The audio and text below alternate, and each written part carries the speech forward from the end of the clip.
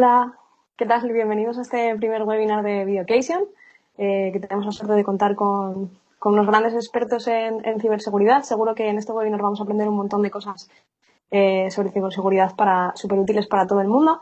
Y bueno, contamos con expertos que forman parte de Videocation, la plataforma, pues formamos vídeos online de 1 hora de duración. Es una plataforma que básicamente se dedica a la formación para empresas y para personas. Y lo que queremos es acercar el conocimiento a todo el mundo. Por eso, os presento a Antonio, a Joel, a Jordi, a Alberto. Muchas gracias por asistir. Esperamos aprender un montón de vosotros y todo vuestro.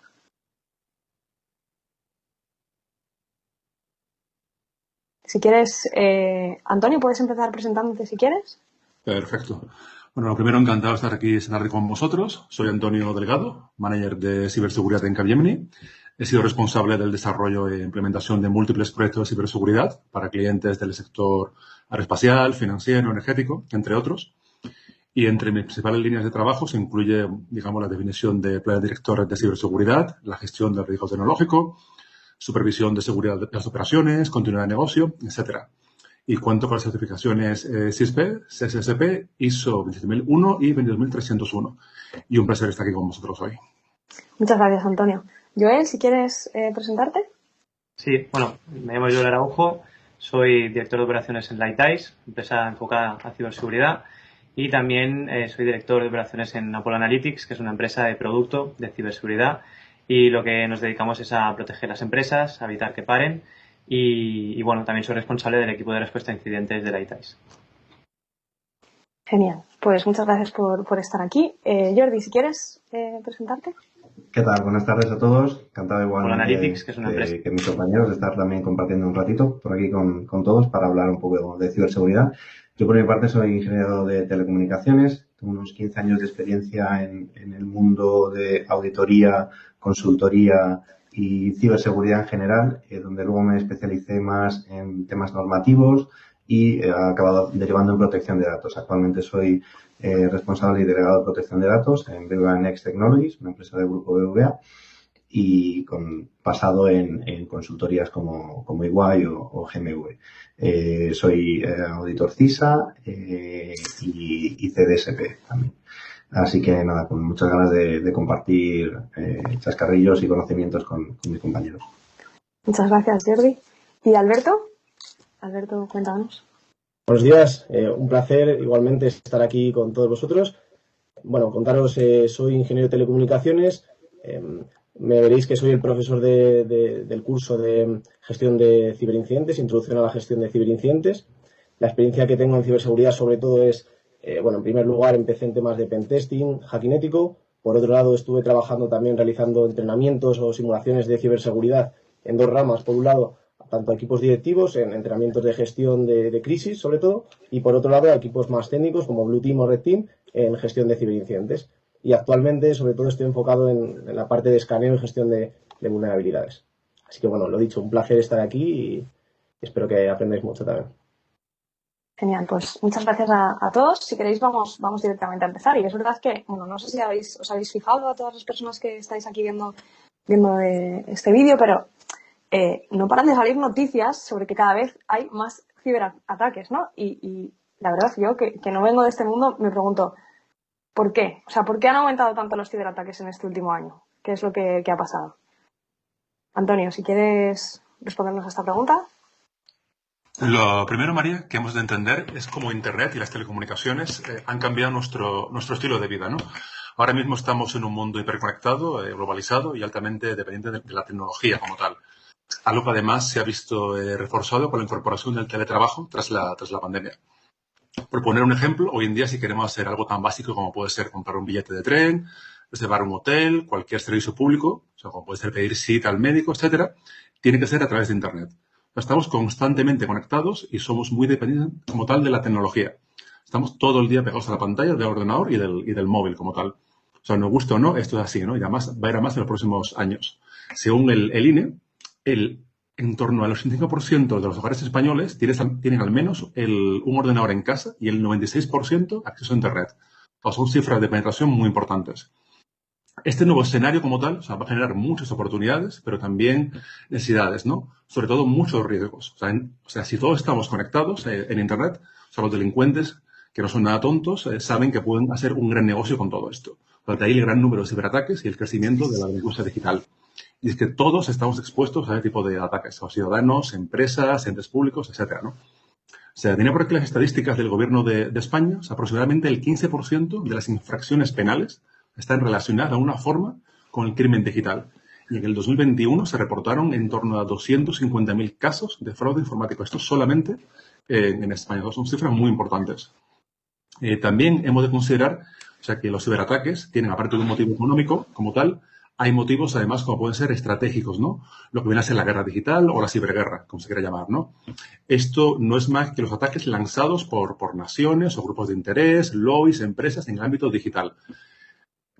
Por ejemplo, esto es algo que está ocurriendo ahora mismo entre Rusia y Ucrania, ¿no? Donde sabemos que, por desgracia, hay una guerra que está ahora mismo ocurriendo, pero esta guerra también se puede trasladar al ámbito digital. Esto es que se lanzan ciberataques entre sí, ¿no? Pues a robar información, para afectar a servicios como puede ser el agua, la energía, la electricidad, y en resumen, digamos que para fastidiarse unos a otros, ¿no? Estos serían solamente algunos de los motivos por que han aumentado tanto los ciberataques, ¿no? Y la demanda de expertos en ciberseguridad. O sea, primero porque somos una sociedad digital y cada vez lo seremos más, ¿no? Y segundo, o sea, por tener un panorama internacional muy convulso, ¿no? Con muchos intereses enfrentados, tanto económicos como estratégicos, políticos, etcétera, ¿no? Y por último también entra en juego, digamos, la psicología humana, ¿no? El decir que donde hay oportunidades, donde esté el dinero, donde esté el poder y la influencia, siempre habrá pues, intereses enfrentados y habrá delincuencia, ¿no? Y esto como tal se traslada ahora al ámbito digital. Entonces sería un resumen, digamos, muy alto nivel del porqué del aumento de los ciberataques. Y con este aumento de los ciberataques supongo que, claro, o sea, evidentemente son necesarios los expertos en ciberseguridad, que al final supongo que es una profesión que está absolutamente en aumento en este momento, ¿no? Al final os necesitamos, ¿no? Necesitamos que alguien nos defienda de todas estas cosas que pueden pasarnos todo el rato, supongo. Eso es, María. O sea, como tal, la ciberseguridad se va a perfilar como una de las profesiones que van a ser más demandadas en los próximos años, ¿no? Y de esto no tengo la menor duda. O sea, para mí el experto en ciberseguridad va a ser igual de necesario que, pues, que un policía, que un médico, que un bombero. O sea, hay que tener en cuenta que en un mundo tan dependiente como es el nuestro, de la tecnología, Internet, o sea, la ciberseguridad como tal va a ser el pan de cada día. O sea, por un momento podemos imaginar, o sea, un mundo sin Internet. O sea, ¿podríamos trabajar tal y como lo hacemos ahora mismo? O sea, decir, ¿qué ocurre si nos quedamos sin email en el trabajo? ¿Y si nos quedamos sin WhatsApp o sin Telegram para hablar con los amigos, con la familia? O sea, somos muy dependientes de las telecomunicaciones. O sea, a veces la población no es consciente de esto, ¿no? De la importancia que va a tener la ciberseguridad en nuestro modo de vida, tal cual lo entendemos. O sea, es muy importante, estamos hablando de la ciberseguridad como un solo campo, como una sola especialidad, pero en verdad es una profesión que va a estar compuesta por muchas ramas y perfiles, ¿no? O sea, ahora mismo hacen falta expertos de la gestión de incidentes de seguridad, expertos en seguridad del dato y de la privacidad, expertos en políticas de cumplimiento regulatorio, expertos en gestión de vulnerabilidades, en hacking ético. O sea, hay una gran variedad de especializaciones, ¿no? O sea, para prueba, los invitados de este webinar, ¿no? O sea, todos trabajamos bajo el paraguas de la ciberseguridad, pero tenemos diferentes especialidades, ¿no? De diferentes áreas. Ahora mismo, digamos que la demanda de perfiles como tal es increíble. O sea, la ciberseguridad diría que roza o sea, en España incluso, ¿no? El pleno empleo. O sea, hay un mercado laboral muy, muy dinámico y no paran de publicarse oferta, puestos de trabajo en el sector banca, seguros, energéticos, retail. O sea, es transversal a todo el mercado laboral. Y bueno, creo que además estoy convencido que la demanda va a ir en aumento en los próximos años. O sea, cualquier empresa, no ya de tamaño grande o medio, donde el departamento de ciberseguridad es imprescindible, sino incluso las pymes, ¿no? Deberán tener formación básica en ciberseguridad, ¿no? Esto como tal abarcará el mercado laboral completo. Además, la figura del CISO como tal, del responsable de ciberseguridad, va a ser imprescindible y va a tener un gran peso en los comités de dirección, como pues, o sea, y tendrá el mismo voz y voto que el director de financiero, que el director de legal. O sea, será una figura muy, muy importante también. Genial, pues muchas gracias por esta explicación. En realidad, justamente los vídeos que podéis encontrar en Videocation tienen relación con esta formación más transversal y más inicial para que todos estemos, digamos, alineados con esta filosofía de tenemos que cuidarnos y tenemos que protegernos. Me surge una duda, porque ¿qué formación debe tener una persona que trabaja en ciberseguridad, ¿no? ¿Cómo debe formarse? ¿Qué debe exactamente saber? Para mí, una de las cosas más importantes para desarrollar una buena carrera de ciberseguridad es la formación continua. O sea, esto es clave. Y quiero poner especial énfasis en la palabra continua. O sea, ciberseguridad no es un trabajo que uno pueda decir, vale, aprendo una serie de conocimientos, una serie de tecnologías, algunos conceptos y esto ya me sirve para el resto de mi vida. O sea, esto para ciberseguridad no va a ir así. O sea, lograremos, sabemos, en 2022, para 2025 va a estar casi totalmente desfasado, se podría decir, ¿no? O sea, por un lugar, porque la tecnología está en constante cambio y evolución, y con lo cual el experto en ciberseguridad debe ir a la par de la tecnología, pero luego también para nuevas regulaciones, para nuevas normativas que no paran de aparecer, ¿no? Por ejemplo, la GDPR, para la protección de datos personales, cuando salió hace unos años, obligó a muchas empresas a cumplir una serie de medidas y digamos que no todas estaban preparadas, ¿no? Digamos que este panorama en constante cambio y evolución va a requerir una actualización constante de los conocimientos y de la formación continua, ¿no? Yo suelo recomendar, pues, el estudio de certificaciones, como puede ser CISP, SX, Security Plus, etcétera, pero digamos que hay algunas que están muy valoradas en el mercado laboral, pero también la asistencia a cursos, eventos y un punto muy importante, la formación online. Y es que nunca ha habido tanta variedad y tan buena calidad a nivel de cursos de formación online, pero hay que saber elegir cuáles son las mejores plataformas y los mejores contenidos, saber qué proveedor elegir en este caso, ¿no? También el candidato como tal, que esté interesado en empezar en el mundo de la ciberseguridad, pues debe también saber qué rama es la que más le interesa, ¿no? Porque no es lo mismo alguien que va a ser, por ejemplo, hacking ético, que debe tener una formación más técnica en sistemas, digamos, una serie de conocimientos, como el que se va a dedicar a la gestión de incidentes o el que va a ser por la definición de políticas de seguridad. Son conocimientos muy variados, ¿no? O sea, puede haber perfiles que requieran más conocimiento de programación, otros ser expertos en sistemas, otros incluso formación en legal, etcétera, ¿no? Y digamos que con todo esto, quizás puede decir alguien, hay que ver qué rollo esto de estar estudiando y formarse continuamente, ¿no? Pero todo lo contrario, o sea, si uno se quiere dedicar a ciberseguridad, la formación debe ser constante, por lo cual uno nunca se va a estancar o aburrir y debe ser un perfil muy proactivo y tener una mente como tal muy inquieta, ¿no? Es algo que para mí es clave para alguien que quiera estudiar y dedicarse a la ciberseguridad. Genial, Jo, pues muchas gracias. Mira, justamente hablabas de tema de datos, que es una de las cosas que estamos viendo, digamos, pues más. Ahora mismo todo el mundo se preocupa por sus datos personales que ponen en Internet, quién los usa, cómo los usan y demás, ¿no? Es verdad que también hemos hablado, pues, de todos los tipos de ataques que podemos recibir, pero yo creo que el tema de los datos es algo a lo que nosotros, como usuarios básicos de Internet, le ponemos, o sea, tenemos mucho ojo ahora porque es una cosa que está ahí, ¿no?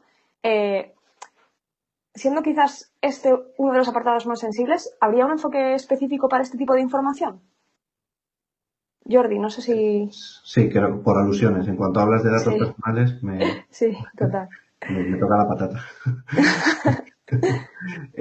Sí, a ver, yo creo que evidentemente hay mucho tipo de información, ¿no? Hay información estratégica, información financiera, información de clientes, hay muchos tipos.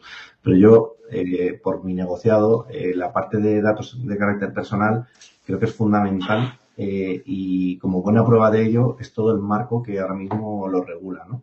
Yo creo que hay algo que sí que creo que es importante y es que para que todos hablemos el mismo idioma, es algo como muy básico, pero dejar claro qué entendemos por dato de carácter personal, para que no haya malos entendidos, ¿no?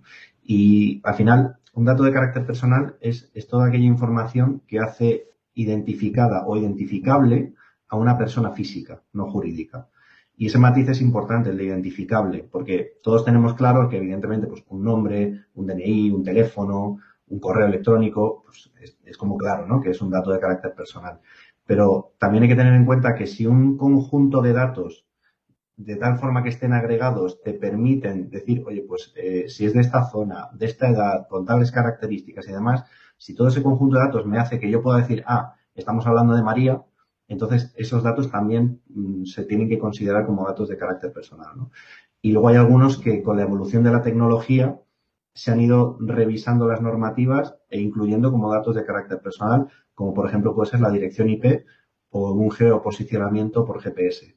Eso que al final te permite identificar a una persona también es dato de carácter personal. Entonces, una vez aclarado esto, sí que es importante que tengamos claro que aquí el marco jurídico que lo regula, tenemos dos aspectos súper importantes. Uno es GDPR, que es la normativa, el Reglamento Europeo General de Protección de Datos, y que es el gran paraguas que llegó el 24 de mayo de 2016 y que entró en vigor, o que es exigible a partir del 25 de mayo del 18, y que ha sentado las bases, unas bases súper sólidas y muy férreas, para que en todo el paraguas de la Unión Europea pues se traten los datos de carácter personal de forma como muy armónica, ¿no? Y luego eso se aterrizó en diciembre del 18 con la nueva versión de la Ley Orgánica de Protección de Datos española, pasando a llamarse la LOPD-GDD, ¿no? Con esa coletilla de garantía de derechos digitales. Entonces, eso es un poco el marco que ahora mismo juega y que es muy importante que tanto las personas como las empresas conozcamos al menos lo más fundamental, ¿no? Entonces, lo más importante es la normativa europea. ¿Qué sería lo más básico que deberíamos de tener en cuenta para que se cumpliera? Vale, evidentemente es una normativa que como lectura de mesita de noche es densa, yo lo reconozco, pero sí que, sin entrar evidentemente en mucho detalle, pero creo que hay cosas súper fundamentales y que esas cosas fundamentales al final son a veces de las más importantes, ¿vale? Por ejemplo, hay unos principios básicos que quedan definidos al principio de la directiva, que es, por ejemplo, el deber de información. Ese deber que tú tienes al tratar datos de carácter personal de un interesado, que es como se llama pues, esa persona propietaria de los datos, por así decirlo, pues el que lo va a tratar, que es el responsable, tiene el deber de informar cómo se van a tratar esos datos, ¿no? Y además la normativa incluso te permite hacerlo por capas, es decir, porque a veces presentar toda la información de una, pues igual puede ser un poco denso, ¿no? Y hay que hacerlo de forma muy clara y transparente. No puedes decir, oye, yo voy con tus datos, quiero hacer esto, pero luego por detrás estoy pensando que también los voy a usar para otra cosa. Eso no se puede hacer, ¿no? Al igual que hay que también limitar la finalidad. Oye, yo quiero que me des tus datos para esto. Si después yo quiero usar tus datos para otra cosa, te voy a tener que volver a pedir o vamos a tener que volver a hacer, regular un poco la relación entre las dos partes, ¿no? Hay otra cosa también fundamental que es la minimización de datos. Y en esto siempre soy súper pesado porque es que es verdad, siempre se tiende a pedir, oye, tú pide y yo ya luego voy viendo de todo lo que tenga lo que voy necesitando. Y eso contraviene un principio básico de la normativa, que es usa la mínima cantidad de datos personales posibles, ¿vale? No se puede pedir de más. Al igual como que sean exactos, que es como también muy de cajón, pero sí que se debe velar por la exactitud. Y, por ejemplo, pensar que a veces damos unos datos y luego con el tiempo pueden ir cambiando. Entonces, también debe haber una diligencia a la hora de tener esos datos actualizados, porque al final, si tengo un dato pero no lo tengo actualizado, pues tampoco me sirve de mucho, ¿no?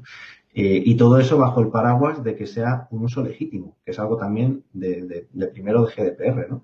Hay 6 bases de legitimación que me permiten a mí poder tratar datos de carácter personal. Pues tengo que regular asegurarme de que esté haciendo un uso legítimo de esos datos. Ojo, súper interesante. Has dicho un montón de cosas que la verdad ni me había planteado. En otro webinar te preguntaremos si tienes esta ley en tu mesilla. Ahora no. Vale, ahora no. Para otro día. Vale, genial. Has comentado que las sanciones por el incumplimiento de esta normativa pueden ser muy altas. Exactamente, ¿qué quiere decir muy altas? Muy altas es como que pueden llegar a asustar. O sea, dentro del régimen sancionador hay 2 rangos en GDPR, ¿no? Luego también el LPD-GDD también detalla más lo que son sus propias sanciones o multas, ¿no? Pero tenemos que quedarnos con una foto que realmente asusta, ¿no? Hay dos tipos de rangos sancionadores. El primero, si hay un incumplimiento que afecta al primero, la penalización puede llegar hasta 10 millones de euros o el 2% del volumen total de negocios del ejercicio global anterior al grupo al que se pertenezca la empresa. Y de los dos, el mayor de los dos, evidentemente. Y aquí entran, por ejemplo, incumplir el tratamiento de datos adicionales en un interesado para identificarle, o las obligaciones del responsable o del encargado del tratamiento que no sean bien cumplidas. Eso son cantidades muy gordas. Pero luego hay un segundo rango, aún más grande, que es justo el doble, hasta 20 millones de euros o el 4% del volumen del negocio del año anterior.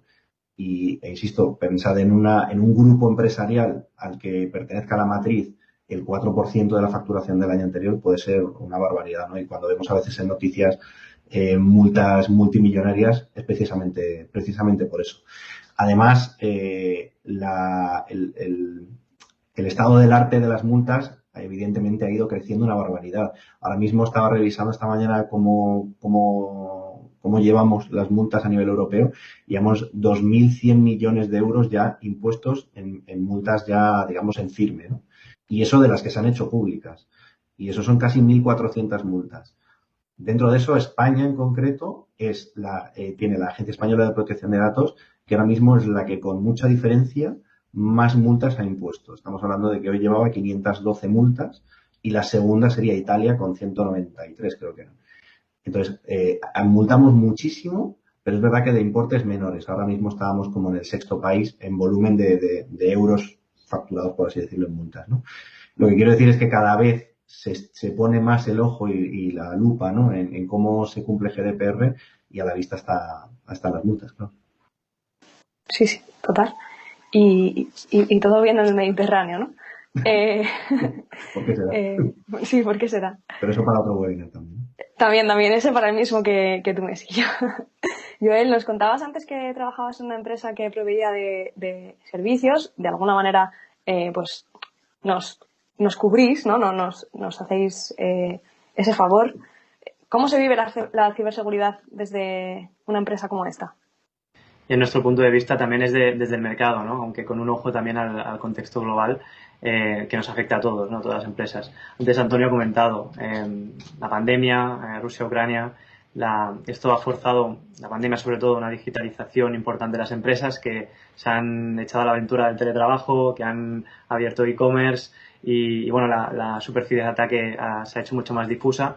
Y los datos, que creo que también ha comentado algunos, yo tengo uno del INCIBE que decía que la estadística es de que ha aumentado los ciberataques un 400%. Esto es muchísimo durante la pandemia, ¿no? Esto no se puede olvidar. Luego, Rusia-Ucrania. Pensamos que nos queda lejos, que es una guerra híbrida, sí, no suena ese término, pero no tenemos el concepto del ciberespacio, ¿no? Que es lo que se está librando. Nosotros estamos haciendo bastante seguimiento a los grupos de hackers, ¿no? Expertos que están librando esta batalla de desinformación, de ataques a infraestructuras críticas. También se juega, ¿no? Con la energía y eso sí que estamos al orden del día con las noticias. Pero no podemos olvidarnos una cosa muy importante, que también son las pymes, ¿no? Las pequeñas y medianas empresas que también son músculo económico y sí, están habiendo muchos sabotajes a nivel energético, incluso ahora recibimos bastantes noticias de que se cortaban cables submarinos, incluso Alemania ha dicho que están en peligro crítico, ¿no? De ciberataque, pero es que es verdad, las empresas, las pymes, son las más vulnerables, que al final no tienen tanta capacidad como las grandes empresas o las infraestructuras críticas y hay que protegerlas de otra manera, ¿no? Desde el verano hasta ahora, de estos últimos 3 meses, estamos viendo auténticos dramas. Nos han llamado muchísimo empresas que han recibido ransomware, ataques de ransomware, que os empezarán a sonar estos nombres, ¿no? Raros, que es un virus o un archivo malicioso, mejor dicho, que cifra los datos importantes de la empresa y la bloquea, ¿no? Y te pide un rescate a cambio. Eso está pasando mucho. También estamos viendo muchas estafas, ¿no? Un simple correo de suplantación de identidad te puede hacer cambiar, o al personal administrativo de turno, ¿no? Puede hacer cambiar una cuenta bancaria y enviar dinero, que esto está pasando con un dineral, a una cuenta de un ciberdelincuente. Esto hay que empezar a evitarlo y realmente nos estamos encontrando muchísimo. Pues, muy interesante también saber que el contexto en el que vivimos afecta a esto y afecta a la posibilidad o a la probabilidad de que nos pase más, ¿no? Al final, que todo tiene que ver. Entonces, me surge la duda de qué están haciendo exactamente las empresas como la vuestra para cubrir las necesidades de ciberseguridad en otra empresa, ¿no? Al final, analizáis previamente, no sé, ¿cómo lo hacéis? Sí, bueno, tanto en Lighteyes, que es la empresa de ciberseguridad de servicios que tenemos, tanto como en Apollo, que es una empresa de producto, ¿no? Lo que hacemos es proteger los datos, evitar que paren. Creo que ya lo he dicho antes, ¿no? ¿Por qué los datos? Porque son el activo no material más importante que tenemos. Y con la digitalización, que a veces es forzada para las empresas para ganar competitividad, los datos cobran mayor importancia. ¿De quién nos protegemos? También podemos preguntar. Creo que Antonio también lo comentaba, ¿no? Hay ataques de objetivo estratégico, pero también económico. Nos hemos de proteger de los ciberdelincuentes, que no son hackers. A nosotros nos gusta mucho diferenciar también esas palabras, porque los hackers son curiosos por la tecnología que tienen mucho conocimiento y pueden ser buenos o malos, ¿no? Los ciberdelincuentes son los que utilizan ese conocimiento para fines ilícitos y al final la mayor parte de ellos son motivos económicos y no nos hemos de engañar por algunas películas, ¿no?, que nos dicen que los hackers o los ciberdelincuentes son niños de 18 años que están en su casa, ¿no?, y hackean empresas.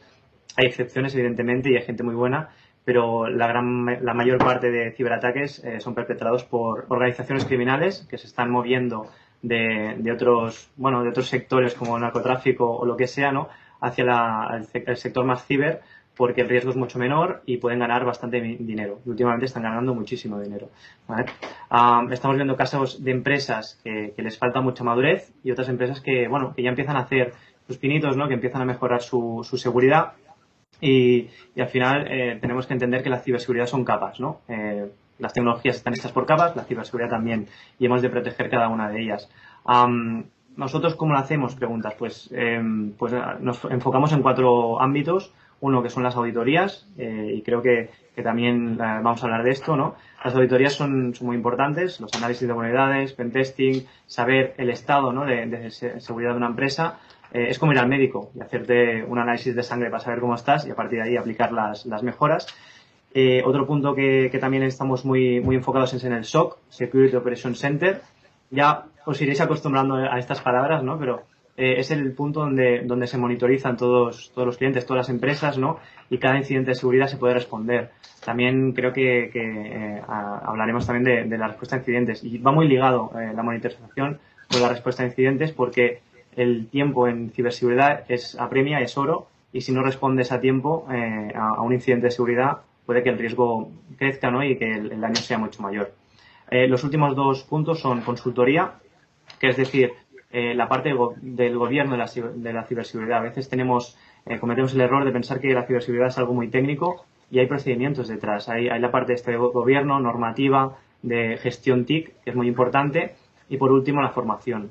También lo comentábamos, que la formación al final enfocada también al usuario, no solo al personal técnico preparado, sino también a todos los usuarios de la organización, porque al final es la pieza más clave y normalmente la pieza más débil de las empresas, ¿no? Un usuario que no está formado nos puede meter en muchos problemas.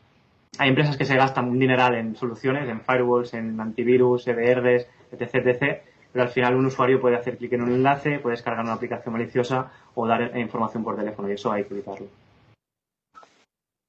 Y, Jolín, con todo esto que hacéis, en realidad, ¿qué es lo más difícil, ¿no?, de mantener empresas en este sector?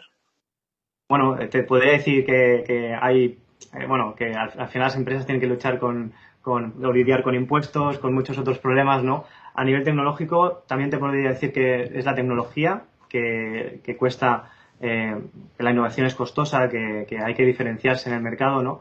Pero bueno, la verdad es que sí que es verdad que se están utilizando tecnologías muy punteras, tanto de data analysis aplicada a ciberseguridad, de blockchain aplicada a eventos de ciberseguridad, inteligencia artificial, pero yo te diré que el mayor reto es la gestión de personas. Hemos dicho que falta madurez en el mercado, que los clientes cuesta que entiendan que hay que ser proactivos, no reactivos en la ciberseguridad, y hay otro frente muy importante que es los expertos, ¿no?, en ciberseguridad, la retención de talento, tanto la captación como la retención. La captación, evidentemente, pues faltan perfiles en ciberseguridad. Yo animo a que haya más perfiles porque hay muchas necesidades de empresas como la nuestra y también hay que retenerlo. Creo que la rotación en este sector es muy alta, sobre todo en el sector TIC, es de un 40% en las grandes consultoras y eso hay que evitarlo. Por eso estamos apostando mucho por lo que es valorar los soft skills, los valores, y generar cultura de empresa, que creo que en Videocation también hay muchos cursos de este estilo. Yo he hecho alguno y la verdad es que sirve bastante. Sí, eso te iba a decir, que justamente nuestra plataforma tiene un montón de cursos sobre estas competencias. Tendríamos que tener ahí como un pool de talento para vosotros, ¿no? Para el sector tecnológico, todos los que estén ahí preparados con los vídeos de Videocation de competencias transversales, pues después podéis llevaroslo a vuestra área digital. Una última duda que me surge es, Jolín, con todo esto, si ha aumentado, no sé quién ha dicho el dato, creo que Antonio, no me acuerdo ahora mismo, pero habéis dicho un dato algo así como ha aumentado un 400% a lo largo de la pandemia, ¿no? O sea, yo pienso en eso y digo, de cara al futuro, o sea, ¿cuánto puede aumentar esto? ¿Hasta dónde puede llegar, no? Entonces, mi pregunta sería que realmente, qué os preocupa, ¿no?, de cara al futuro? Sí, a ver, tanto el entorno hostil donde vivimos ahora y el mundo se está moviendo parece que cada vez más hostil, pues los ciberataques masivos son muy preocupantes, ¿no? Como comentaba, tanto a infraestructuras críticas como a pymes. El mercado sí que es verdad, se está abriendo, que cada vez hay más inversión, pero aún falta mucha madurez en muchos aspectos, y mi preocupación o nuestra preocupación principal es este abismo, ¿no?, que se está creando entre el crecimiento exponencial de la tecnología y el conocimiento de las personas. Un dato curioso es que la contraseña más utilizada sigue siendo 1, 2, 3, 4, 5, 6. Y esto, pues, dice mucho, ¿no? Hay usuarios que realmente son cero tecnológicos y esto es un problema que vamos a tener durante mucho tiempo. Hay que empezar a concienciar a las personas y a usar el sentido común, ¿no? De intentar evangelizar, por así decirlo, la importancia de aplicar buenas costumbres, como es, tengo aquí apuntadas algunas, cifrar la información, son cosas que son sencillas, ¿no? Poner el control de accesos y permisos, tú sabes los permisos que tenemos en cada aplicación, en los softwares, ¿no? Usar las fuentes de confianza, ya no solo para instalar programas, sino también para acceder a la información. La desinformación también está al orden del día. Usar soluciones de seguridad, todas las que nos recomiendan los expertos, ¿no? Realizar un mantenimiento. Si las tenemos sin gestión no sirve de nada, y tener las actualizaciones, realizar las auditorías que nos toca. Y por último, ser desconfiados, que los usuarios sean desconfiados, que estén prevenidos y utilizar el sentido común. Eso que nos decía la frase de la abuela, ¿no? De si vas con un desconocido, pues no vayas con un desconocido, perdón, no te subas al coche, no cojas nada de ese desconocido, pues eso hay que aplicarlo también al mundo cibernético y tener en mente de que la ciberseguridad no es un gasto, sino una inversión. Pues súper interesante. Acabo de tener como un medio caído de wifi y he pensado, estamos absolutamente, digamos, pues es que estoy en manos del wifi ahora mismo. O sea, si el wifi se va, ya pienso, Dios, nos están escuchando y de repente alguien está quitándome el IP, metiéndose, quitándome el wifi. Bueno, Alberto, antes nos has contado un poco lo que hacías y creo que en relación con lo que contabas que hacías en la empresa en la que trabajas actualmente, creo que sería muy interesante que nos contaras un poco cómo está el mundo respecto a los ataques, a las ciberamenazas que sufren las empresas, ¿no? O sea, ¿cómo está el mundo en cuanto a eso ahora mismo? Muy bien. Bueno, pues respecto a esto, justo, bueno, lo han comentado ya, yo creo que Antonio, Joel, que han dicho justamente que todos estamos expuestos a este tipo de ataques. Y bueno, con esto al final os voy a poner unos ejemplos.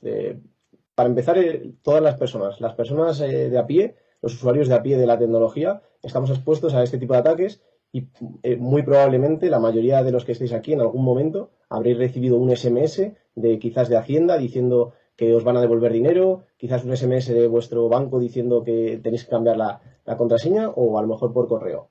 Bueno, pues como veis, todo el mundo está siendo constantemente, está siendo foco de este tipo de ataques en los que se busca pues un fraude, que la persona a través de una compañía o una empresa que le resulta familiar, pues pique y entre en estas páginas que al final son falsas, meten su información y de esta manera pues el atacante pues ya tiene esta información de los usuarios. Pero no ya solo los usuarios, también las empresas. Un ejemplo que obviamente todos conocéis también, que es lo que más se escucha normalmente en las noticias. Y además os quiero poner un ejemplo para que veáis que no siempre son ataques directamente. A veces el problema de los ciberincidentes no vienen directamente de un ataque per se, sino de un fallo que ha tenido la empresa. Por ejemplo, un ejemplo muy, muy grande que ha habido en las últimas semanas es del caso de Microsoft, que ha puesto un servidor, bueno, tuvo un servidor expuesto sin darse cuenta, fue un fallo de configuración y tuvo el servidor expuesto. Y bueno, he apuntado aquí los datos, os los voy a decir, pero este fallo de configuración le ha supuesto exponer los datos de unas 65.000 empresas de más de 100 países diferentes, ¿vale? Y con esta exposición de datos han expuesto 2,4 terabytes de información confidencial, más de 300.000 correos electrónicos, de más de 100.000 proyectos diferentes y en cuanto a usuarios, más de 500.000 usuarios. Entonces, como veis, los ciberincidentes también tienen diferentes orígenes, no ya solo un ataque intencionado, sino también errores humanos y como veis, pues un pequeño fallo en una sola máquina, todo lo que supone.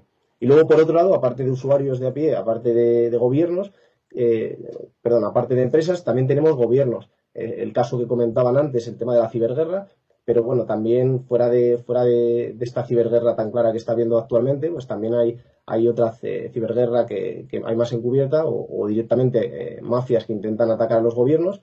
Y por poneros aquí un ejemplo, el caso de Chile, que en los 2 últimos meses ha estado recibiendo diferentes tipos de ataques. Tuvo al principio una filtración masiva igual de cientos de miles de correos o miles de correos de trabajadores de las Fuerzas Armadas. Obviamente, este tipo de correos siempre tienen información crítica y confidencial.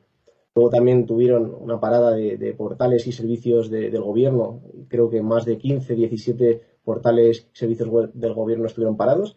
Y por último, un poco más tarde, también les infectaron con un ransomware, que Joel creo que antes comentaba un poco lo que era, que al final es un tipo de virus que lo que busca es secuestrar los recursos y pedir un rescate económico.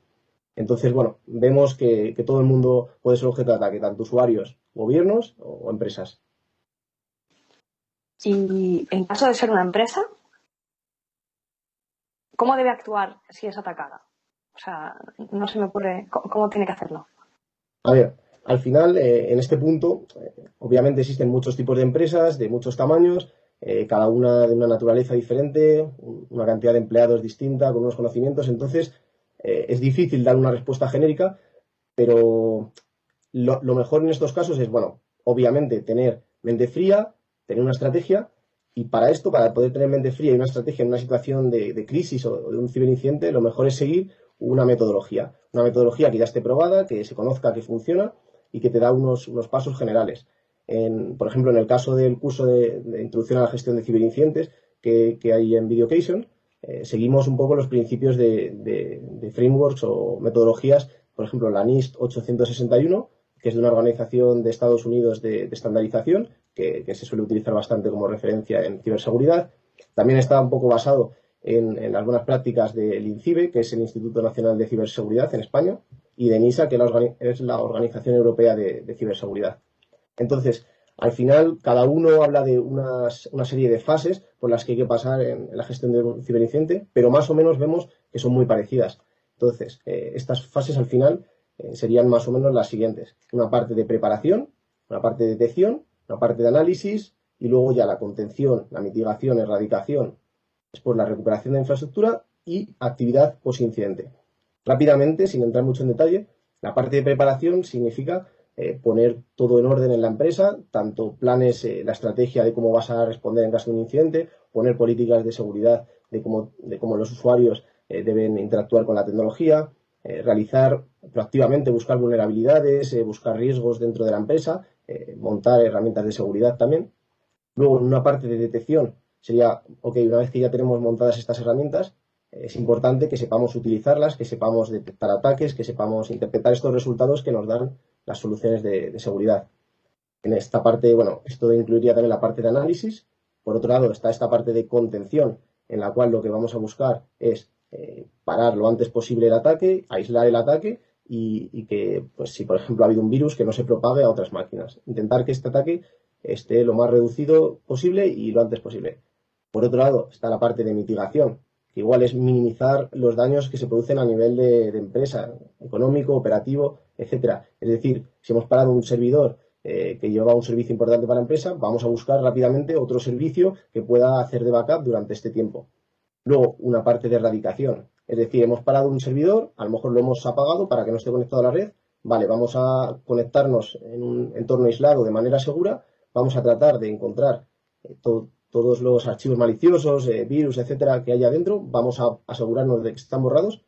Y después vendría la parte de recuperación, que es, una vez que ya nos hemos asegurado de que la amenaza está erradicada, vamos a volver a la normalidad. Vamos a conectar de nuevo este servidor a la empresa y que todo siga funcionando como estaba antes. Y finalmente, la actividad post-incidente, que aunque no es, ya tenemos la amenaza resuelta, por así decirlo, pero también es una fase muy importante, porque es el momento en el que capturamos todas las lecciones que hemos aprendido, todo lo que a lo mejor nos fallaba o no teníamos durante esta gestión de incidente, vamos a tomarlo como puntos de mejora de qué cosas hay que incluir en caso de que volvamos a sufrir una situación similar. Y siguiendo estas fases, teniéndolas bien preparadas y siguiendo estos marcos que comentaba antes, yo creo que una empresa va siempre a mejorar su forma de actuar en un incidente. Pues supongo que menos mal que estáis preparados para esto, porque yo, vamos, estaba alucinando con todo lo que estabas contando. De hecho, de todo esto que estabas contando, si tuvieras que destacar o recomendar a alguien que quisiera empezar a prepararse para poder responder a este tipo de ciberincidentes, como podría ser yo en este momento, ¿qué me recomendarías? Bueno, pues, a ver, muy alto nivel, todas estas fases que he dicho realmente se pueden englobar en prevención, lo que hay antes, en lo que es la respuesta al incidente y la parte también de detección. Entonces, para mí, personalmente, yo creo que, y también muy en línea con lo que hace Videocation, la parte de preparación creo que es un elemento crítico, tanto para subir el nivel de madurez de una empresa en cuanto a cómo va a responder a una amenaza, como para empresas que quieran empezar y que no se habían preocupado de la seguridad antes. Y cuando hablo de preparación, voy a comentar 3 puntos principalmente. Uno, creo que lo hablaba ya Joel antes, la parte de formación a los empleados, la parte de concienciación, porque si al final un empleado, es decir, tienes herramientas de seguridad buenísimas, de última tecnología, pero si un empleado se equivoca y pincha donde no debe, esto las tecnologías muchas veces no lo van a poder detectar y va a ser un problema. Entonces, toda esta parte de concienciación, lo que se está haciendo por parte de las empresas es, por ejemplo, dar pequeñas píldoras formativas o pequeños cursos, como lo que hace Videocation, de manera que a lo mejor una persona que no trabaja directamente en ciberseguridad o que no es experta en el tema, por lo menos conozca de manera general todos estos riesgos que hay, estos peligros, y que sepan básicamente cómo reaccionar en situaciones sospechosas. Por otro lado, también una cosa que es muy recomendable dentro de la preparación es que las empresas pues tengan preparados tanto procedimientos o planes de cómo actuar en una situación de crisis o de un ciberincidente, que tengan personas ya asignadas con un rol asignado de respuesta ante esos ciberincidentes, que ya se sepa quién va a ser el responsable de cada una de las cosas, y también, bueno, pues que tengan preparados una tabla de pues, contactos, empresas con las que deberían contactar, qué información hay que enviar en caso de un ataque, por ejemplo, en tema de fuga de datos, etcétera. Y el tercer punto de la preparación, que creo que es muy importante, es contar con buenas herramientas o soluciones de seguridad para tanto la detección como la protección. Y aquí, pues bueno, mencionar algunas que puede ser un firewall, un antivirus, un SIEM, backup de datos. Comentaban antes el cifrar los datos o tener también soluciones de actualización de software, porque, bueno, al final la mayoría de los ataques vienen siempre o bien por un fallo humano, una persona que cae en un fraude o en un engaño, pero luego otro vector también muy importante es el tema de software desactualizado, software que simplemente no está en la última versión, y malas configuraciones, como el ejemplo que comentaba de Microsoft, un fallo de configuración que no es que el software esté mal, sino que la opción de cómo está configurado pues lleva a amenazas. Genial, Jo, pues muchas gracias, Alberto. Bueno, muchas gracias a todos, porque en realidad creo que nos llevamos una visión bastante global de lo que es la ciberseguridad y sobre todo de cómo la tenemos sobrevolando por todas partes en este momento. Vamos a pasar, si queréis, a alguna pregunta que hay ahora mismo en el chat, ¿vale? Y después os pediré así como alguna conclusión. Nos preguntan lo siguiente. Hola, ¿los SMS de phishing cuándo se convierten en un peligro? ¿Al recibirlo, al leerlo, al clicar en el enlace? Y si caigo en uno de esos ataques, ¿qué debería hacer? No sé si queréis responder así un poco todos o quién. Vale, como veáis. Si quieres puedo ir comentando yo algo. Vale, recibirlo en principio no tiene por qué ser peligroso. Sobre todo el mayor peligro diría que está en el momento en el que clicas en el enlace. Es decir, si tú recibes el enlace pero no haces nada con ello, con el SMS, más allá de verlo, a día de hoy en principio no conlleva ningún riesgo. En el momento en el que pinchas, tú ya estás accediendo a un servicio web y estás realizando un intercambio de paquetes de información en el que envías, recibes paquetes. Entonces, en este intercambio de paquetes es donde puedes estar recibiendo paquetes maliciosos e información que tu navegador puede interpretarlo de una manera que te afecte al sistema. Otra situación que puede darse es que a lo mejor cliques en la web en la que accedes, no te vaya a atacar a tu sistema directamente por acceder, pero te va a aparecer una web muy realista, por ejemplo, la web de un banco, no va a ser la web del banco real, pero va a aparecer muy realista, y tú mismo a lo mejor al meter tus datos, tu usuario, tu contraseña, en ese momento va a estar el riesgo ya final, porque ya le estás dando tus datos a quien no debes. Entonces, lo mejor de todo sería, si recibes un SMS con un link raro, que además suelen utilizar acortadores para que no se vea bien el link, es que no lo pinches y borres el SMS, o una cosa que se puede hacer es copiar el link, ir a una página que desacorta estos links acortados y vas a ver el dominio y vas a ver muy probablemente que se trata de un dominio pues diferente del oficial. Esto sería algunas ideas. Genial. A mí me surge, así a nivel personal, os voy a aprovechar que os tengo aquí para preguntaros sobre las cookies, estas que aceptamos todo el rato y que no sabes si estás no si estás dando tu casa, si estás, no sé, hipotecando, no lo sé. Jordi, no sé si nos puedes ayudar un poco con este tema. Sí, las famosas cookies. A ver, es que evidentemente con la normativa que hay en vigor, todo ese tipo de páginas necesitas pedirle el consentimiento al usuario que va a navegar por ellas para ver qué uso tú le dejas como usuario que haga esa página web, ¿no? Porque hay cookies de varios tipos. Hay cookies técnicas, que son además algunas necesarias para el propio funcionamiento del servicio web, ¿no? Pero hay otras cookies de rastreo y hay cookies que sí que luego te permiten, pues por ejemplo, para poder personalizarte la publicidad que te quiero mostrar, quiero recoger tu permiso, porque si eso lo voy enlazando con el resto de páginas que también has dejado que te permitan rastrear y yo puedo ver todo el historial de páginas que has visitado, pues yo puedo hacer un poco un perfil de usuario y puedo decir, oye, pues a esta persona le voy a mostrar imágenes de este tipo de publicidad porque yo creo que sí que es más propenso a que pueda comprar, ¿no? Entonces, afortunadamente, por un lado, sí que nos dan al usuario el control de decir, oye, esto lo permito o esto no, pero es verdad que, bueno, pues no es, la navegación no se hace tan cómoda, porque al final cada 2x3 tienes que estar diciendo sí, acepto, rechazo, o yo no sé si alguna vez os liáis a configurar esta sí, esta no. No suele pasar, pero como tampoco suele pasar que nos leemos todas las bases legales y las condiciones de cada contrato que hacemos, aceptar todo y para adelante. Y como te dé por imprimir las condiciones que estás firmando, pues con redes sociales o demás, pues nos llevaríamos más de un susto. Entonces, bueno, las cookies no es que son malas per se, insisto, muchas son necesarias para el buen funcionamiento de un sistema, pero hay de todo. Entonces, sí que es bueno conocer un poquito más qué es lo que estás permitiendo y qué es lo que no. Genial, muchas gracias. A veces pienso que cuando voy a decir que no, no sé, se me va a apagar la luz o no sé, algo como... Nunca le he dado que no, la verdad. Mira, tú por si Pienso acaso desde di que aquí. no. Es mejor decir Pienso que desde no aquí. y rechaza a decir que sí a todo. Por si acaso. Y además es muy gracioso porque pone siempre todas. O sea, algo así como... No sé ni lo que pone porque le doy ya automáticamente, pero pone algo así como aceptar todas. Como todas las del mundo. Como si fueras a aceptar infinitamente todas las que te vengan a partir de ese momento. Hay otro...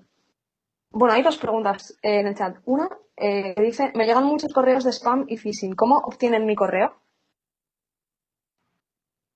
Si queréis, comento yo. Dale, Antonio. Sí. Hay muchas listas que se publican en Internet y se van pasando además por foros, tanto en Deep Web como en el Internet normal. De hecho, hay varias páginas que uno puede buscar su correo para ver si ha aparecido en filtraciones y casi todos estaremos en una filtración u otra, porque en el pasado ha habido filtraciones masivas de LinkedIn, Facebook, Twitter, prácticamente ninguna gran página web o servicio no se ha visto afectada en el pasado, ¿no? Y al final se van pasando, pues son bases de datos que se van pasando unos a otros. Algunos contienen incluso contraseñas, aunque suelen ser contraseñas muy, muy antiguas, ¿no? Pero de esto que se llaman leaks como tal, están incluso diría que el acceso de cualquiera que las busque no están muy escondidas y se las pasan. Son casi como listas de spam que de hecho no se diferencian, o sea, la esencia no se diferencia de lo que puede ser la lista de spam telefónica, ¿no?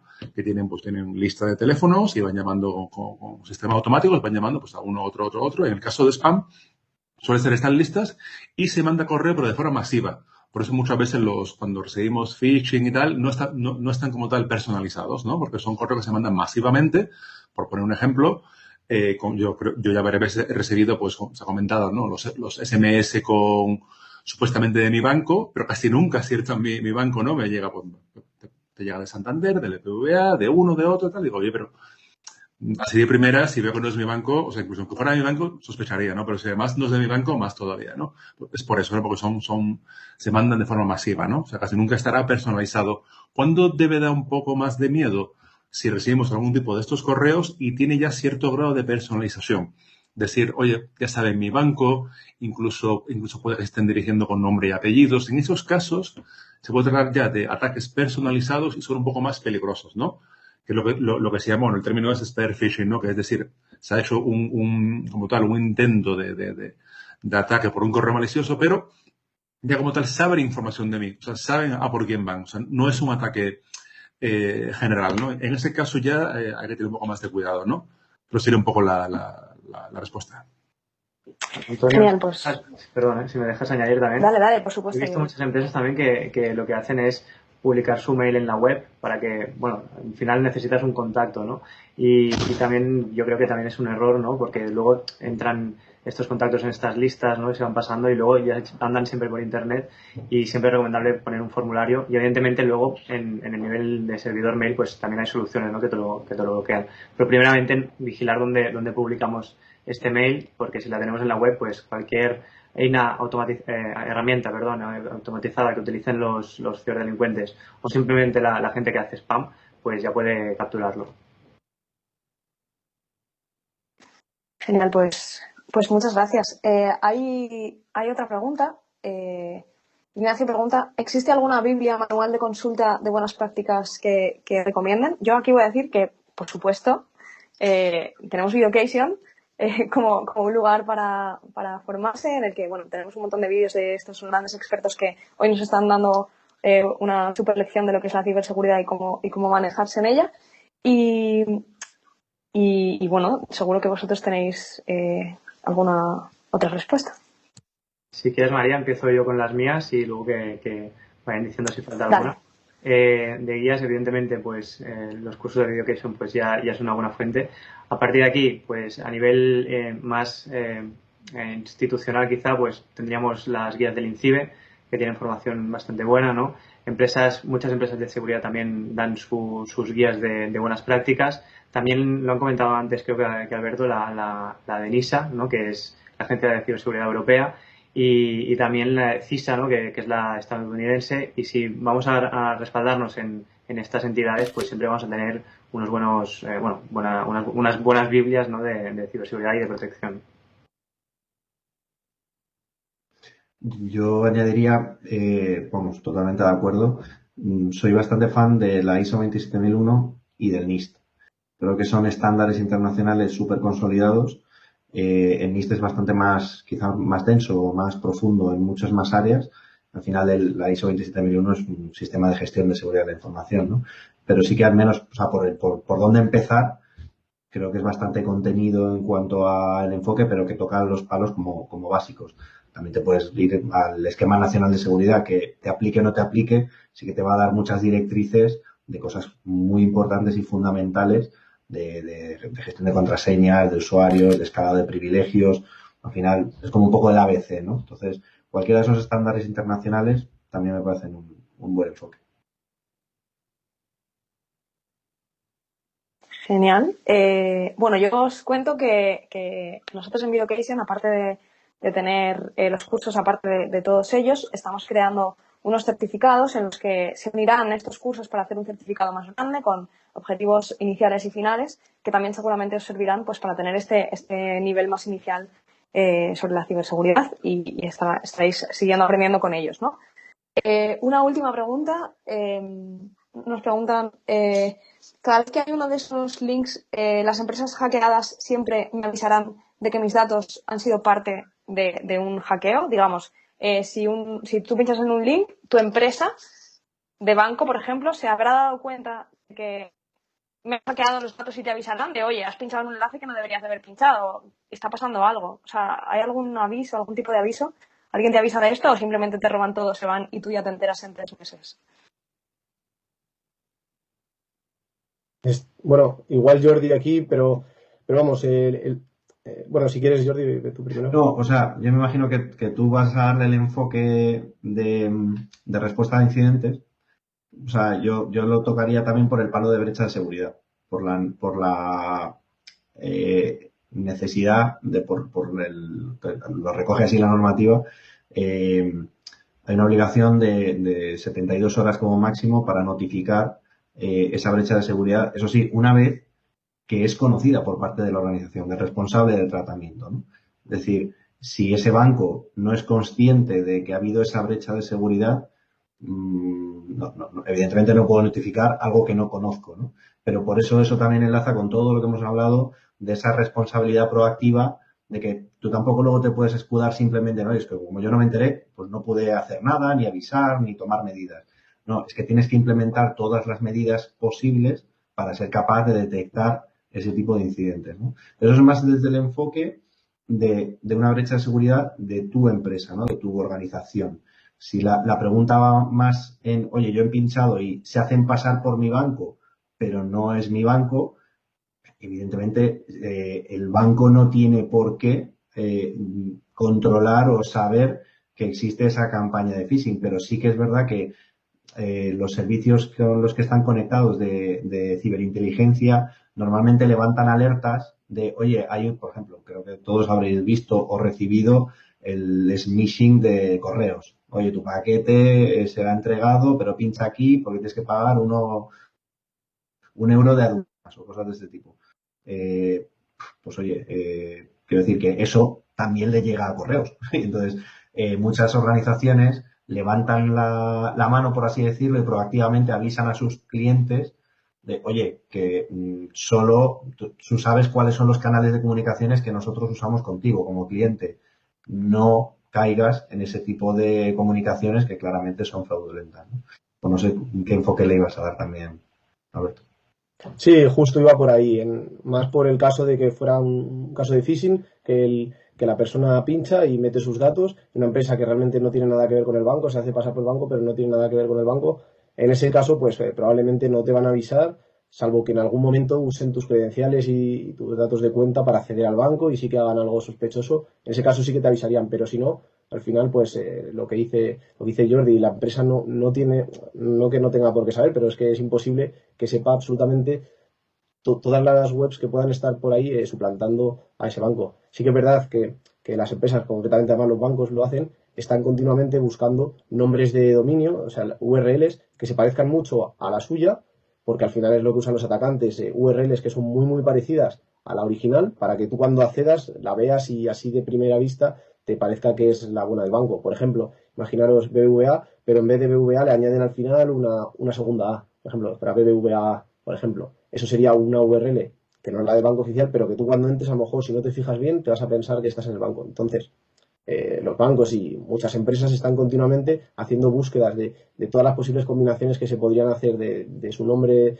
de dominio, de su URL, con combinaciones muy parecidas.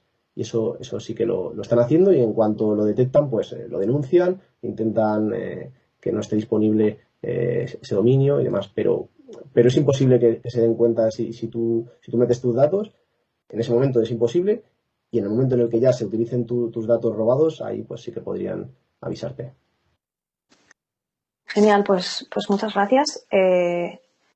Mira, acaba de entrar justo uno ahí en el poste, 2000. Preguntan, ¿cuál creéis que es el futuro de la ciberseguridad? ¿Por qué debería formarme? Lo habéis respondido así un poco a lo largo del webinar al principio, pero si queréis dar unas súper breves pinceladas para ir ya directamente a la conclusión. Si queréis, yo puedo comentar en este caso que, Vale. por resumir, o sea, podemos decir que el apogeo de las nuevas tecnologías y la digitalización de la sociedad como tal va a traer grandes oportunidades, pero también grandes retos, ¿no? Y uno de ellos va a ser la ciberseguridad. Va a ser un campo de trabajo que va a tener una enorme demanda en los próximos años y para ello la formación va a ser más necesaria que nunca. O sea, va a hacer falta cubrir miles y miles de puestos de trabajos en España y además van a ser puestos de ciberseguridad que van a afectar al sector financiero, energético, retail, público, o sea, van a ser transversal, ¿no? Y el gran factor diferenciador para el candidato va a ser la formación y las certificaciones. O sea, que mi gran consejo sería que la gente se forme y mientras más mejor, ¿no? Y sobre todo de forma continua, ¿no? Hacer mucho hincapié en la palabra continua, porque ciberseguridad va a ir siempre muy ligada al cambio tecnológico y al ritmo al que va, pues el consultor o el experto o el analista debe siempre estar al tanto de los últimos métodos de ciberataques, de las últimas tecnologías, estar al tanto de las últimas regulaciones, de las últimas normativas que están impuestas tanto en España como en Europa, etcétera, ¿no? O sea, por eso diría que la formación continua es la clave. Si me dejas añadir, Antonio, sí que es verdad que hay muchos horizontes, ¿no? Y tenemos también la computación cuántica. Como tú bien dices, pues la formación es continua, esto nunca parará. La ciberseguridad ya es transversal a todo el sector tecnológico y sí que hay muchos frentes que a veces pensamos que la ciberseguridad es lo mismo que informática, ¿no? Y no es verdad, ¿no? Hay muchos ámbitos dentro de la informática cada vez más diferenciados y la ciberseguridad pasará lo mismo. Cuando hacemos ciberseguridad nos podemos enfocar en ámbitos muy diferentes, normativo, en respuesta a incidentes, en la parte de los datos, en la parte de redes, etcétera, etcétera, ¿no? Y las nuevas tecnologías harán que esto se expanda y evidentemente pues yo creo que ya es algo que se debe implementar y hay que formarse para prepararse para todo lo que pueda venir. Genial, pues muchas gracias. Os pediría para cerrar si podemos hacer una súper breve conclusión de todo lo que hemos hablado, a lo mejor cada uno una frase o algo así. Yo me quedo con que obviamente está aumentando exponencialmente todos estos problemas y que necesitamos formarnos en esto, saber que esto está pasando, que esto existe y que todo el mundo está expuesto en cualquier momento a que estas cosas pasen. Mira, acaba de llegar justo una pregunta, me parece súper interesante. No sé si, bueno, súper brevemente preguntan si hay herramientas para pequeñas organizaciones para hacer esa monitorización. Por ejemplo, en el caso de una ONG. Sí, si queréis, tiro yo. Hay herramientas, hay muchas soluciones en el mercado, hay de muy caras, hay de muy baratas y hay de adaptadas a cada necesidad de empresa. Evidentemente, pues sí que hay soluciones que no recomendaríamos, depende de la medida de la empresa, ¿no? Pero sí que hay soluciones que se pueden adaptar muy bien, que hay servicios que se pueden adaptar muy bien a nivel de costes y toda organización puede ser capaz de tener la monitorización, los backups, ¿no? Y todas las soluciones que hemos ido comentando, también que ha comentado Alberto, que hay que aplicar. Y todo es adaptable. Al final es tomar el todo por los cuernos, ¿no? Y dar este paso para tener una mejora continua de la ciberseguridad. Genial, pues ahora sí ya os dejamos tranquilos. Si queréis hacer esa pequeña conclusión cada uno de vuestra parte. Jordi, por ejemplo. Vale, pues yo por mi parte me gustaría incidir, que ya lo hemos dicho creo que muchas veces, pero es verdad que la parte del conocimiento asociado a la formación me parece fundamental y lo hilo con mi parte, con mi negociado, porque precisamente el Reglamento General de Protección de Datos no detalla, por ejemplo, cuáles son las medidas exactas de seguridad que tú tienes que aplicar para cumplir con la normativa, ¿no? No es como, por ejemplo, el antiguo Real Decreto en el que sí que te decía claramente tienes que hacer esto, esto y esto, ¿no? Ahora GDPR no, te pasa la pelota completamente y te dice, oye, aplica todas las medidas razonables y adecuadas para proteger la información, para proteger en este caso los datos personales, ¿no? Pero se amplía, por así decirlo, la formación. Entonces, evidentemente, si no estás formado y no conoces todas las posibilidades que tienes para proteger la información y tus activos de información, pues va a ser difícil que lo puedas contener. Así que centraría la formación, el conocimiento y velar pues, por todos los datos en general y por los datos personales en particular. Genial, Antonio.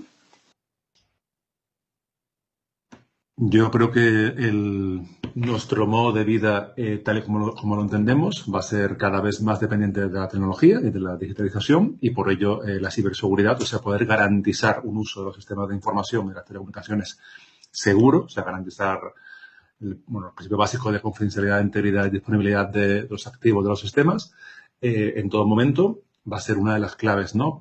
Pues diría incluso que no solamente para trabajar, sino para subsistir, ¿no? Porque todo va a estar digitalizado, o sea, desde burocracia, cualquier gestión, por pequeña que sea, de una forma u otra va a estar digitalizada y de ahí la importancia, ¿no? No ya solamente aquellos que quieran dedicarse al mundo de la ciberseguridad deben informarse, que esto es evidente, sino además incluso la población, ¿no? La población debe tener un mínimo de conocimiento en ciberseguridad, saber diferenciar lo que es un phishing, lo que es un correo malicioso, cuándo clicar, cuando llega un SMS sospechoso, que nos asuste y saber que eso es algo que va a ser continuo y permanente y posiblemente vaya más. Y digamos que la población debe, por un lado, formarse, pero también incluso no ser de forma proactiva, decir, o sea, yo como ciudadano tengo que estudiar y formarme, sino que además a nivel de las instituciones, a nivel de gobierno, se deben fomentar planes de formación y de concienciación, al menos de un nivel básico de ciberseguridad para toda la ciudadanía. O sea, que debe haber esta proactividad constante, ¿no? O sea, tanto el ciudadano como la persona que quiera dedicarse a esto, o incluso el que no vaya a dedicarse a ciberseguridad debe tener un conocimiento básico, ¿no? Y saber los principios básicos de la seguridad de la información, creo que va a ser clave, ¿no? Si queremos si queremos mantener nuestro estilo de vida y la sociedad tal y como la entendemos, ¿no? Genial. ¿Joel? Sí, bueno, recogiendo también un poco lo que se ha dicho, pues recojo que la gente no entienda que la gente entienda que esto de la ciberseguridad o la seguridad de la información, que es más amplio, no es solo la parte técnica, que hay más ámbito, ¿no? Que no pierdan tiempo, sobre todo en buscar un experto, en formarse, en adaptarse a este mundo que es cambiante y nada, que tiren de los recursos que tenemos, que son inmensos y que aprovechen también las tecnologías para mejorar, ¿no? En este sentido. Genial. ¿Y Alberto? Vale, yo diría sobre todo dos ideas, preparación y estructura. La preparación incluiría toda la parte de formación, como lo que ofrece Videocation, pero también el crear procedimientos y también poner infraestructura o tecnología que te vaya a ayudar. Y por otro lado, la estructura, quiero decir que todo lo que queramos hacer en ciberseguridad o la mayoría de las cosas que queramos hacer, es muy probable que ya haya alguien que las haya hecho y que exista un procedimiento que lo han usado muchas empresas, que se ha estudiado muchísimo y que va a tener las mejores prácticas. Entonces, cuando quieras establecer una herramienta, tanto necesites guías de configuración técnicas como simplemente una guía general a alto nivel de qué tipo de políticas establecer en la empresa, siempre vas a tener un marco de referencia, así que utiliza estos marcos y sigue su estructura. Genial, pues hasta aquí este primer webinar de Videocation. Muchísimas gracias por participar, ha sido un placer, hemos aprendido un montón de cosas. Ahora tendremos mucho más cuidado y no aceptaremos todas las cookies y todas estas cosas que por cómo está la vida últimamente de prisa, siempre aceptamos todo y pinchamos en todo para ver qué pasa y no, tenemos que ir con más calma. Así que gracias a todos. Podéis encontrar los vídeos de estos grandes expertos en Videocation y muchos más de otras diferentes áreas. Y nos vemos por las redes y en la plataforma. Muchas gracias. Gracias. Hasta luego, gracias. Gracias. Gracias. Chao. Chao. Ahora.